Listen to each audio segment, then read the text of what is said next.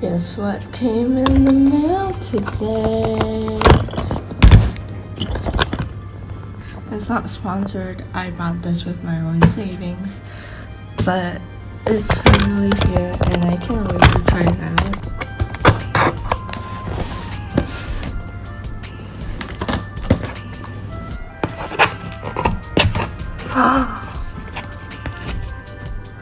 Oh my god. So it is the 96 pastel colors. This is what I got. And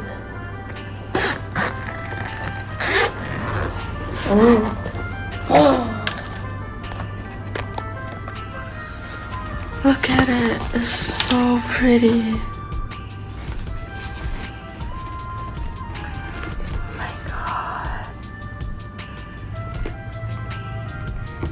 Okay, there's a hole. Oh, here's the swatch. Okay. Oh, and a manual.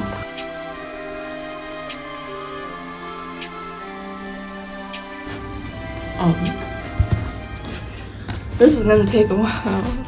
No, should I follow this order or should I just pick out of this? I don't know.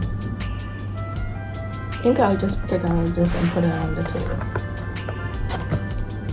So we have Y0G0 lemon chiffon. Let's try the brush.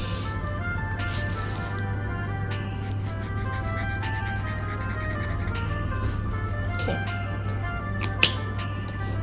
Oh, there's after so many reviews I watched, no one mentioned this, but there's a stench. Okay.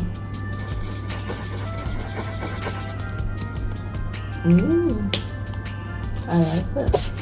I like this yellow. Okay. So while I swatch, I'm gonna talk a little bit about the markers. And I bought this based on many reviews and saying that they were good cheap alternatives for Copics, and they were not cheap. I mean, converted to RM or MYR, they were quite pricey, but I saved up enough and I was able to purchase them online from Lazada, from OHUHU Malaysia, and I will leave a link somewhere if I remember that is. If you're Malaysian, you can go and check it out. Now the markers, I'm pretty sure they are on brand. I don't know if there are any fake OHUHU markers out there, but I'm pretty sure they are like actual, like the real ones. So I'm gonna compare them with what I know from reviews that I've watched in research, and honestly, I'm not impressed because I already immersed myself with reviews, but I'm pretty happy with them. So it's not a downgrade. One main thing is that a lot of the colors doesn't match the inks, which is like, okay, I get it, it's hard to do that, but one thing is that it's some colors, like the caps, they look the same, but when it comes out it's different, obviously, but the caps, they look pretty much the same, which like it could just be me being an idiot or colorblind, but from what I know, I am not colorblind, so I think that maybe there's room to improve there, but otherwise the pigment is okay. I don't have much experience with markers, but they are definitely an upgrade to what I used to use because they don't really leave a kind of like splotchy look. They kind of blend very easily. I still need to learn how the blending thing works, Apparently I think you layer it first before blending, but as I'm kind of not really sure about that. I will need to do more research. The color selection is quite wide. They have 320 colors for a different set that I didn't buy because it's pretty much 700 ringgit Malaysian, which is gonna take me like a whole year to save up on. So I got the 96 pastel colors because I use more pastel colors. I thought that I would benefit more from pastel colors than all the colors if I were to buy them now. I was gonna buy the 48, I think was the number, but I ended up getting the 96 because it was a better deal. It's just another 100 or something. This is getting too mathematics for an art video, so I'm gonna stop. But I'd say the stench really did surprise me because no one said anything about stench, or at least none of the reviews I watched said anything. So I was actually very surprised of that, and I don't know why. I probably should have expected it, but since no one said anything, I just didn't. But I think once you get used to it, it's kind of fine. Like, you know, you're an artist, you kind of get used to like the smell of paints and stuff, so it's fine. But for digital artists wanting to get traditional and you don't want stenches, maybe this isn't the option for you. But yeah, I am going to actually try it out now and hope that it works well, and let's see it. So I reorganized it kind of in color.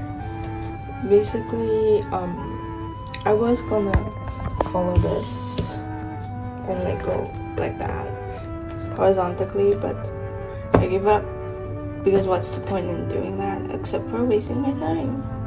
So this is selection, and now we are going to try to find something to draw to test these out actually, and we'll see what happens. So other than the OHUHU, I also bought a marker sketchpad. So we are going to open it up, see if it is a good sketchpad or not. I'm not gonna review the sketchpad because I don't know the brand. I just bought a cheap one, but A3. This side is kind of bent up, but what do you expect? What do you expect when you buy things online? It's by Arto. It's Arto by Campap. It's a bleedproof marker pad. So let's hope this works. It only has 25 sheets. Oh jeez. So I decided to draw Furina and Focalors, like a small, very simple, very unfinished, very much could be improved, but I'm too lazy to improve it, illustration on the bleedproof marker pad that I bought, which is not from OHUHU, as well as with my OHUHU markers. And I'll talk about what I draw a little bit later, but let's talk about the steps on how I went about it. So first I used a light gray to mark out my like general idea, and I don't know, maybe it's because of like the digital art me kind of habit that I have, but I was expecting it to not show up, but you can still see it, but it's not that big of a problem. It doesn't really bother me. It kind of gives it a little bit of an authentic look, but just be wary that I think you can still see through all the colors sometimes. Unless you layer thick enough, then I'm pretty sure you won't be able to. But anyways, I just drew a little bit with the gray OHUHU markers, and then I sketched my design, my characters with pilot color Eno, I think it's called, in the color blue. No, I rarely sketch with colored lead, but I decided that I wanted this to have a softer look, and since Focalors and Furina is mostly blue, I thought that blue would be a good choice. And you can see there a few seconds ago, I was trying to use the little plastic mat they gave.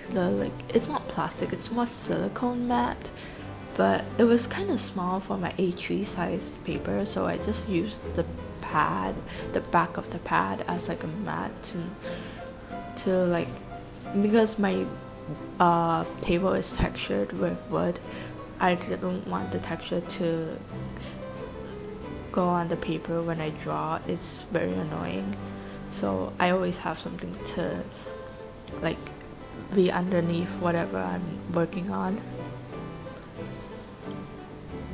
Now let's talk a bit about drawings for the people who are interested in Genshin and love Furina or Focalors.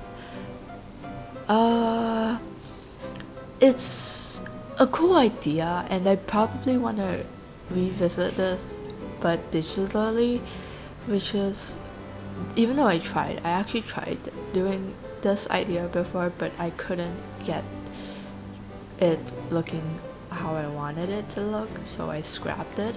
But I might revisit it again, because I really do think that I can draw something like this. I just need the patience and maybe some good references and maybe a good mood, but that's beside the point. That's besides the point. Oh, and I was playing Genshin while drawing, just going through cutscenes, and yeah, I guess that was a funny moment.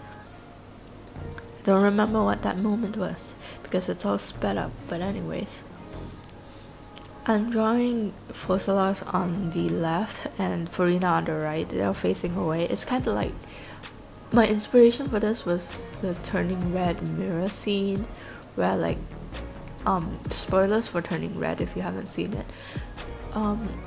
When they turn into a panda and they want to like get rid of that panda self, they go through like this wall of kind of water mirrors thing. They would go through it, and then the panda will leave behind them. It's kind of inspired by that, and I did it with Furina and Focalors, with the addition of adding mirror shards, so it's like a broken mirror instead of the reflection in Turning Red, as well as some bubbles, mainly to hide the spots that I do not know how to draw, or it's just lazy to draw. This is smart thinking right here. I'm using my brain. Hide the parts that you don't want seen. Now I struggled with drawing the arms the most in this because like I still don't know how side profiles work. I rarely draw side profiles, if ever, so I don't know how to draw full body of it. So then, for using the paper, I think that like it was very smooth, so drawing with it was kind of like drawing any other paper, but it was also kind of different. It had like kind of a shiny like gloss over it. It felt kind of shiny, so it was different, but it didn't bleed through it, even though you'd still see like the bleed on the other page, but it never bleed through over it to like the marker pad below it, which was nice. It's actually bleed proof, and though this is not really a marker pad review, I'm just mentioning it if you want a cheaper alternative to OHUHU's marker pad, because this was like I think 2 times less than the OHUHU marker pads. Like how much it costs, at least for me, that I found online on Lazada. So Arto, that's the brand. You can go find it. So one thing to keep in mind while coloring with the markers is that you have to have the swatch with you, either the swatch card that they have or a swatch that you do freehand on that surface, because it probably varies from surface to surface, though I doubt it's that big of a difference. But still, it's best to have your swatch ready, because I did at the beginning, but then at the end I thought I got, oh, this color is this one, this color is this one, but I would mix it up because of the caps, and I would color them wrongly because I used the wrong marker, and so it's looked very weird in the end. For the bubbles, I accidentally used a darker gray when it was supposed to be a light blue, so I had to commit to it and do it for all the others. And also I was playing Genshin while coloring this, so you could see me play some Genshin. Forgot what questline I was doing, but it was something that was very entertaining.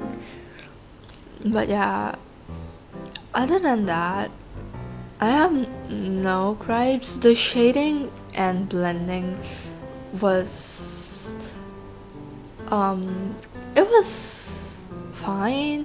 I'm not very great at it because I don't have any experience blending or shading with markers, so I don't know. But I had a lot of fun coloring this until midnight, and though I did want to stop in the end, mainly because it looked ugly and I wasn't really passionate about it, but it was not unenjoyable. I actually loved it. I think the reason why it looked so terrible was mainly because I chose a piece that was more complicated to do, and if I had chose something more easier, it would have been better. But that's it.